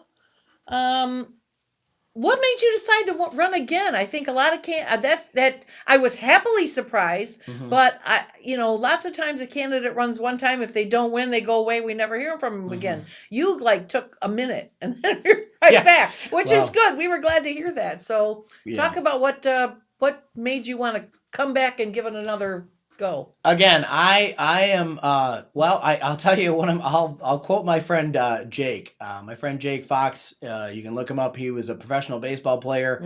He came to one of my fundraisers in Dexter, and I've known him through the church for years. And he basically said Brian's one persistent what. Right. And so again, my kids and my wife saying, you're going to do it again, right? I mean, that was the sentiment. You're going to do it again, right? Now, I didn't say this, and I should probably say it about 14 times. My website's brian48.com, and watch the video on my, brian48.com. It's not like a political script, although I wrote down what I was going to say, which is definition of a script. But I literally had somebody stop me at the grocery store today and tell me, I went to high school with you, and I'm like, oh, it's good to see you. I said, which year did you graduate? Oh, it was 2003. And I said, well, I graduated in 2000. And he was like, yeah, I'm not sure if you remember me, but he looked familiar. And he goes, I watch you, and I've been following your campaign, and you're doing great. Keep it up. And I thought that was really cool. So, I don't think that anything happens for no reason. I definitely don't believe in coincidence. But my I guess call or vision, whatever you want to call it, was just again, it's a new district. I live in Pinckney. I do business in Ann Arbor, Livingston County, Jackson County, all of Southeast Michigan, and I couldn't just sit there and see nobody run for the position. Now, if you judge the closeness of our race, and you look at how close it was in the general, again, we outperformed all of the expectations. I got some interesting calls from Lansing, like, wow, you did really good. Yep. You had no name ID. I actually, I looked it up and before we came in, and I filed like close to the deadline. So if you say we started May 1st of 2024, we had 6 months to November 1st. So we got 6 months and a couple days. That's right. We started 14 months earlier. Again, plus you just had a go round where a lot of people knew your name. So you weren't first time you came out of nowhere, and the people in the party knew you, and that was about it. And you had to get to know everybody else. Now coming around again, at least your name is familiar, and that's a big deal. So that helps you a great deal. Well, and I did, it's the winter. I'm not knocking doors because that would just be weird. It's Michigan. So I just looked up some of my clients, and I started calling some of my people that I've given firearms training and safety classes to, and some of my clients that I've helped with their water filtration at their home or business. And I just looked on a map and looked at the people that were in my district. I didn't have time to do that when I was running a 6-month campaign. That's right. And that included the general and the primary. Yep. And in one day, I called probably a couple hundred people, and I had 7 people that did not know that I was the same person that helped them, in their family or their business. And so I think that messaging and people whatever way you say marketing, and again with politics, people are, we have kind of a short attention span, right? So, it is getting out there, talking to people, staying in the community, keeping the signs. There was some elections, off elections, and people were like, hey, we're going to put your sign out there. And I said, well, as long as you don't get any complaints from the township or the neighbors or whatever, go ahead. It's your personal property. So I think that the support was, and again, how close it was. I mean, we're talking, less than 4.5%. I mean, nobody expected that. When we were outspent by almost $500,000. Yes. My opponent had $500,000, almost exactly, and we had $40,000. So I thought $40,000 was pretty good in 6 months. We're going to do better this time. Speaking of $40,000, and speaking of doing better, I just want to throw this up. Wait, let's get this off here so it doesn't block it. Okay, so on Monday, that's already coming up Monday. Monday from 5 to 8 p.m. right here at the famous Livingston County Republican Party Victory Center here on M36. We're going to have a Sunday fundraiser for Mr. Ignatowski here. We're going to be, yours truly will be here on hand, serving up ice cream sundaes and floats and hot chocolate for Brian and his kids. So we're going to have all kinds of good stuff here. Any size donation, you walk in, you write a check to Brian Ignatowski for state representative, and we're going to give you a choice, a sundae, hot chocolate, float. You can have 2 if you want. So just come on down, meet Brian, shake his hand. We'll have a spot where you can sign up for a sign location. We really need sign locations. An endorsement, all those kind of things. So we really look forward to having you out here. You don't have to live in Livingston County. We'll take your Washtenaw County money or your Jackson County money. Russ, I know you're here watching. I saw you earlier. I meant to point it out. Hi, but we'll take your out-of-town money. Brian really could use the support here. We're kind of kicking him off. So everybody, we'd love to have you. Bring your kids, bring your wife, bring your family. Don't bring your dogs. And we'll give you ice cream and we'll have fun. So let's get some of these comments here. So we have Kelly here who says, it's amazing how many people follow Brian's campaign. That is true, madam. We have KB. I'm wondering if that's Karen. Don't get me started on the current state rep. Yeah, we want to get you started. Here she comes. Aha, she got started. When our current district was hijacked by redistricting, we were gifted with one radical progressive who does not represent our values. Yep, that is absolute truth. And we are going to we're going to help Brian as much as we can. We're going to take her out. That is the take her out. That's going to be our chant. Take her out. We're going to get her out of there. So Brian, I have been doing this podcast for almost a year. God, it has already been a year. Almost a year. And I have explained the Drick election to pie to 1,100 candidates. You are the first one I do not have to explain that to. So we have the Drick election pie. I ask every candidate this. Where do you have, what pie slices do you have big fatty pie slices? Which ones? So first off, don't talk about pie because you're going to make me hungry. And I'm already thinking about ice cream. But again, it's, there's just, my first campaign was in 2024. Right. So, and going through some of the training and your training and Leadership Institute and all of these things, I think about, for me, the biggest thing that comes to mind when I think about pie, percentage or strength. Right. Yeah. I think about 80-20. You talked about civics earlier. So I'm not sure exactly which slice of the pie, but I'm sure I'm about to find out or get kicked under the table with the picking 80-20 issues. It's a bad idea.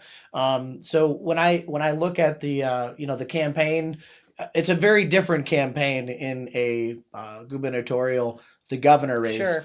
So I'm not sure exactly how that's going to shake out, but I'm going to work hard to keep things proportionate, in my race and really keep a level mind on it. There's things that we can't control. Yeah. So let me know how I answered that pie question. Let me give you one pie that I see, one pie slice that I see that you have a stronger pie slice than she does, and that is you don't have a bad record. You don't say stupid stuff on camera that people see in the thousands and stuff. So there's a good spot about being an incumbent if you've.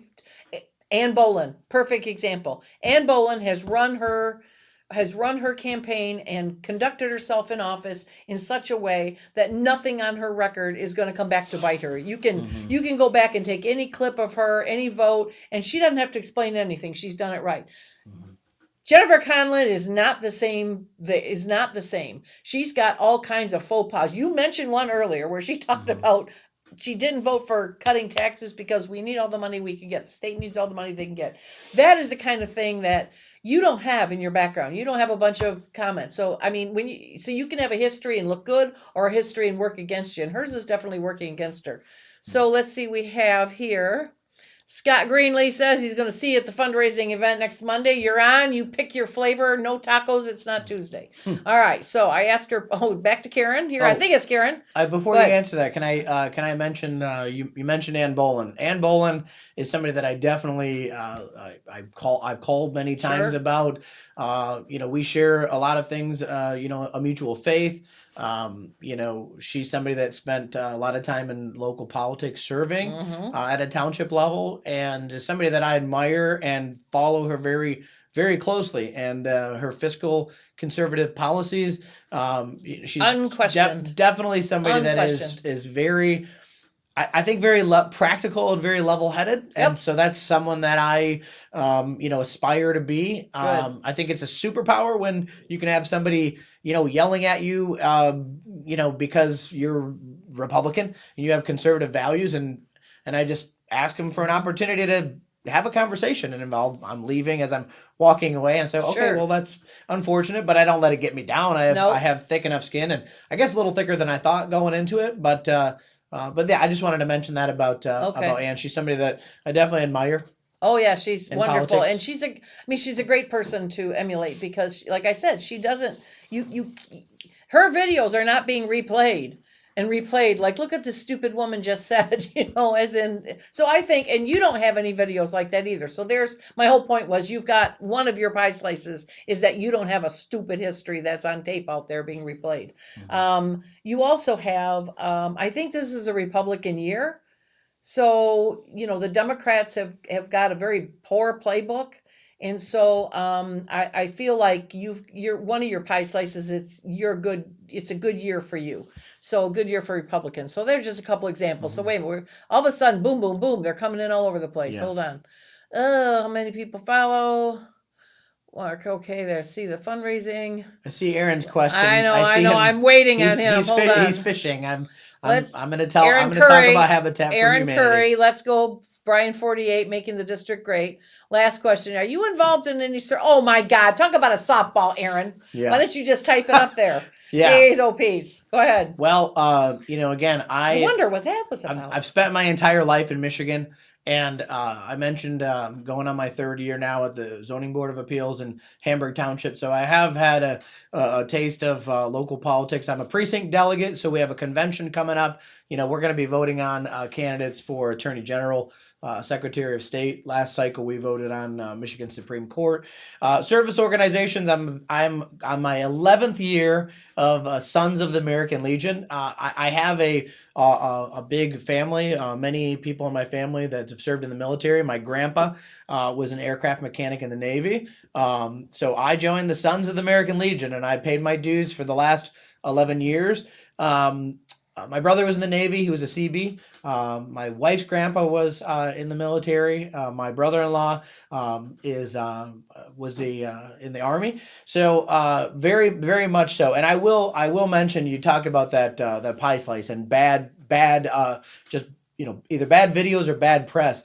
And I would just like to say on record that I would never take a endorsement from Jane Fonda and her climate pack. Oh dear God! For the military, and I don't need to go down. Yep, I don't need to go down that. Myself. But it is Habitat for Humanity. I was asked by Aaron, he's also on the board, and before signing up for another board or another thing, I did some research on Habitat, asked some local developers and local electeds like our Senator Lana Tice, and I said, what? Tell me a little bit about Habitat, and it was very quick to see that was a great organization, and they take people with certain criteria for credit, certain criteria for income, who otherwise might not be able to afford the dream of home ownership.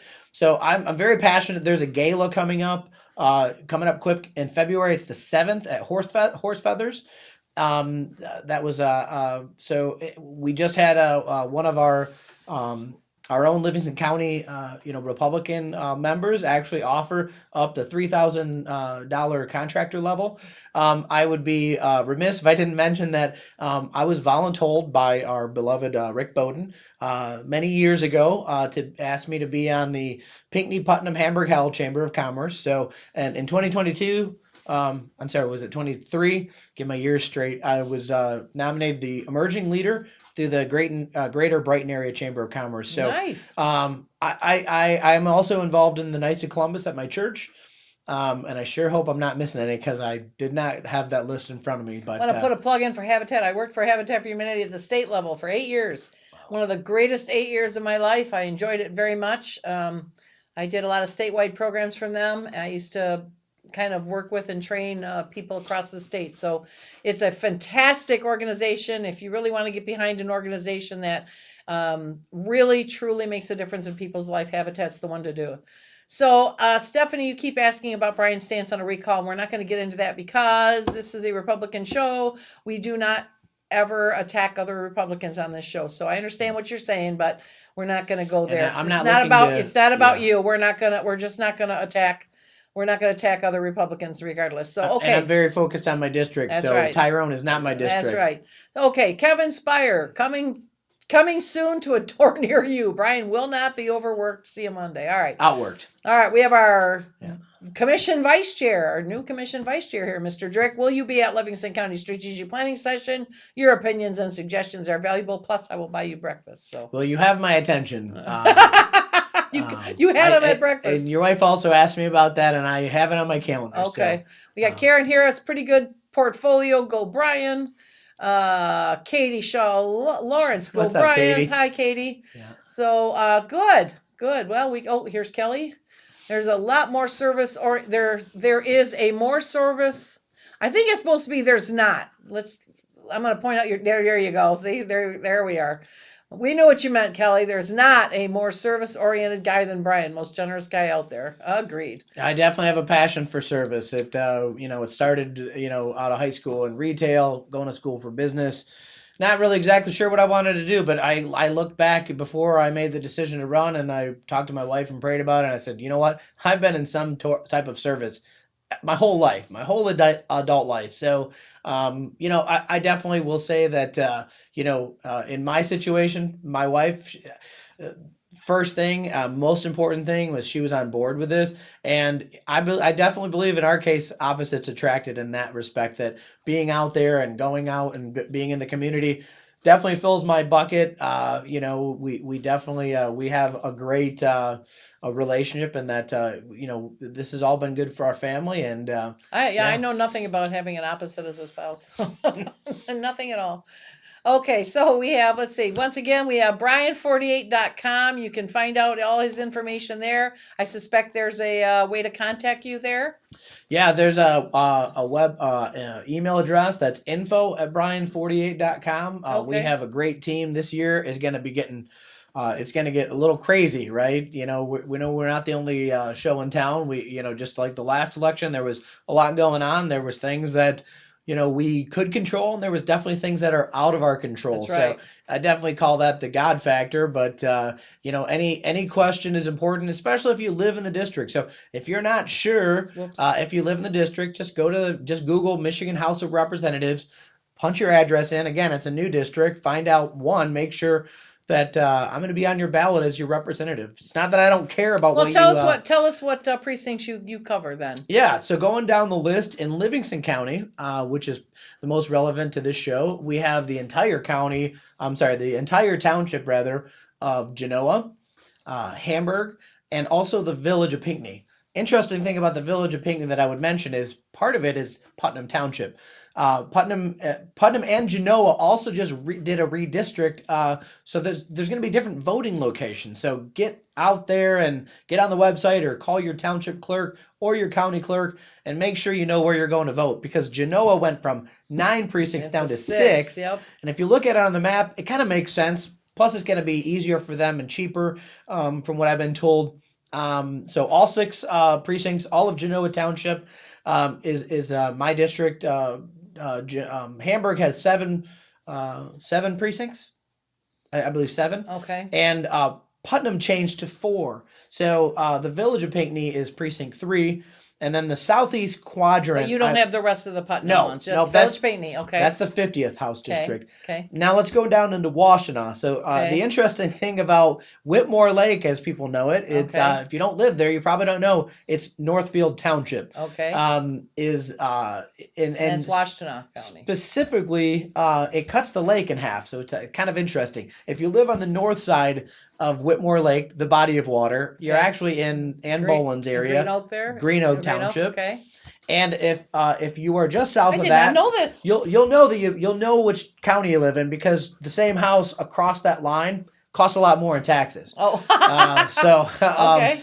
Little bit of sucks to be them. Of a plug there, but no, and then you go from Northfield Township, which goes in the top right corner. There's a little bit of Southline mailing. So again, just see which township you're in, and then it goes Webster, Dexter, Linden, not Linden, Michigan, but Linden Township, Lyndon. Okay. And then it goes into Jackson County, right? You mentioned Russ Jennings, the chair there. Yeah. That is Waterloo. Waterloo, right. And then if you come down into Ann Arbor, you have Ann Arbor Township and 2 wards of northern Ann Arbor City.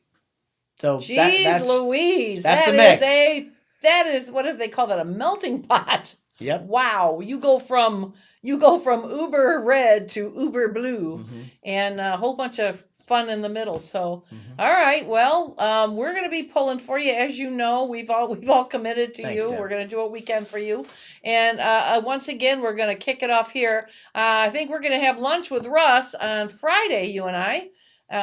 Russ and the other candidate from the Washtenaw Jackson area. So we're going to try and figure out some more stuff. But for right now, we get out of there. I do want to mention also, especially if I've knocked on your door, or somebody, if you're an independent voter or really on either side, it doesn't matter. But if there's an issue that's extremely important to you and you're eager, obviously you can find us on Facebook.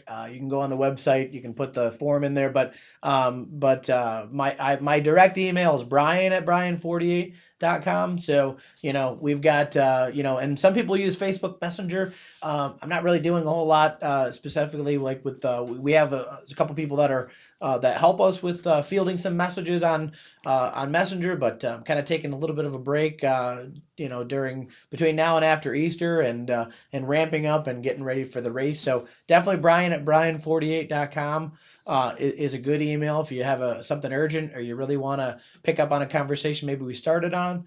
But yeah, Facebook, we're on TikTok, Instagram, all of that stuff. And we actually have on my individual page, which I find the individual pages to be very much more, maybe because they're more personal. We have 16,000 followers, but definitely follow. Go on to, we also have a candidate Facebook page. I think maybe because it's political, maybe it's a little bit less popular, but we're coming up to almost 2,000. We're just south of 1,900 followers there. And again, the TikTok, Instagram, all that other stuff, we're pretty easy to find. Good. All right. Anything else that you want anybody to know?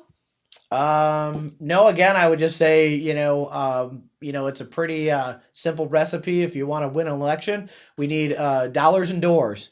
And that's really what it boils down to. Dollars to get the messaging out. I can tell you, absolutely look at the things that we need to get our message out there. Digital, radio, Signs. TV, signs. Yep. That stuff's very expensive. And again, last cycle we nearly unseated an incumbent who spent $500,000 to our $40,000. And again, it's only been ran twice. So, you know what they say, third time's a charm. So we need your help. All right. Well, we're talking money. One of the first some of his kickoff money, or at least from the party. We're hosting this Sunday fundraiser for him. That is Monday. I don't know what we call it, a Sunday fundraiser, because it's Monday. We should have done it on Sunday. One day earlier. Yeah. Monday, yes. So a Monday Sunday fundraiser. That's it. Monday Sunday fundraiser from 5 to 8 p.m. January 19th. That is next Monday, right here at the LCRP Victory Center. We are behind the Hamburg Family Dental Center. There's a building called Assemblers. We're around the back of that. Come on in, and the checks be made out to Brian Ignatowski for state representative, and any size donation will get you a sundae or two, or a float, or hot chocolate, or any combination thereof. So we look forward to come here, shake his hand, meet him. If you've never met him. That's late. If you've never met Brian, you really need to make the trip down here. Meet him, shake his hand, look him in the eye. You're going to see he's the real deal, and we really need him. We really need him, in there. Let's kick Conlon out, Karen. That just sums up the whole stinking podcast right now. So we're going to leave on that note. All right, we're going to go on to commercial here, and then I'll be back, and we're going to talk about a couple other things. So thanks, Brian, for coming. Thank you, Deb, and I'd just like to say thank you again for having me on your show tonight. Thank you for all of your support. Thanks for doing the Monday Sunday fundraiser. That's right. And really look forward to meeting anybody, especially that's watching this. Again, you don't have to live in the district. No. We just ran the numbers. We were in the top 10 out of 110 state house races last cycle, and we made the top 10 closest. So we just need your help, and again, we hope to see you Monday. Everything helps. Yep. Come on out. I want this place packed full of people. I want to have to send Jay to the Kroger down the street for more ice cream. So we'll see you on Monday, and we'll be right back. Someone once said, "Where your treasure goes, there also will be your heart." What kind of world do you want to invest in? Do your investments fund industries that tempt people to harm relationships? What if you could be more intentional with your money? What if your investments built content that enriched others' minds? Jason Huntley, CFP, has been guiding families for 30 plus years to plan, invest, and build for the next generation. Scan the QR code now to make that first step to investing intentionally. Okay, and we're back, or I'm back. What a great show it was today. Between Ralph and his views and his sense of humor. It was funny. Joni says it's good to hear you speak again. Brianus. Was Brianus? Is that a joke, or was that a typo? I don't know if that's like a pet name you have for him or what, but good to hear you speak again, Brianus. All right. So, what a great night this has been. Good candidates. It's good to hear good. It's really encouraging to hear such good candidates that we have in Michigan. I think we can hardly go wrong with any of our candidates. We're doing good. Just want to once again talk about the strategic planning session we're having this Saturday at 8:30 a.m. or 8:30 a.m. is the executive committee meeting. It's the January meeting. It's going to take a half an hour. We're just going to we're going to talk about a potential bylaw change, but nothing. It'll go quick. Our EC meetings have gone pretty quickly, but then we get into the strategic plan. The morning is going to be kind of recap and kind of how did we do here? How did we do in the categories we talked about at the last strategic plan? And we're all going to kind of discuss what maybe we should have done differently. Where did we shine, and where do we need to shine better? So that's the first half of the day. Second half of the day is just killer. It's where we start planning this year. And last year we had some people that had to leave early, and I'm begging everybody, please mark off the whole day.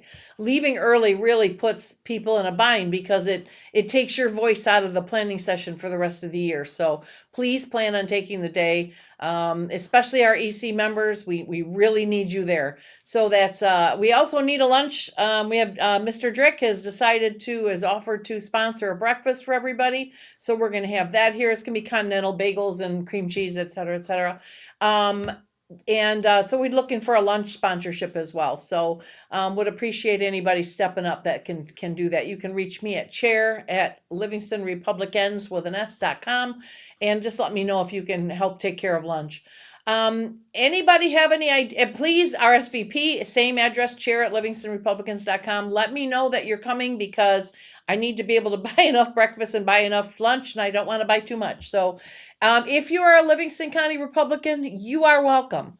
If you are a Democrat watching this show, you are not welcome. So it's very clear. We're looking to build our Republican Party, and we need Republicans to give us ideas. So if you're not on the EC or you're a delegate, but you're not a member, that's okay. If you're a Republican, come. We still want to hear your ideas. You can still participate. Just let me know, please, that you're coming. All right. Well, I'm looking forward. I did something I don't do very well. I don't do often. I actually spent money. I spent some money on this thing because I bought tables. I bought some kind of long tables that people can write on and stuff. There's a lot of seats here, but they're not conducive to trainings because they're conducive to lectures. They're sit and look. So I bought some tables. I broke down, I spent a little bit of money, and I brought some tables for the Victory Center. So we've got some foldable tables so we can sit in a big U and kind of all work together, and we'll have something to write on, etc. So that's good news. So I'm feeling like I dusted off the dollars. I shook them off out of the purse and spent the money. So we're good there. All right. Well, we're good. This has been a great podcast. I'm glad to be back. We had a nice few weeks off for the holidays, but we're back and here we go. So we will see you. I've got a couple people juggling for the next couple weeks. So watch the Facebook page for the next announcement of who's up next. But we will see you next Tuesday here at 7 o'clock. Thanks, guys, and good night.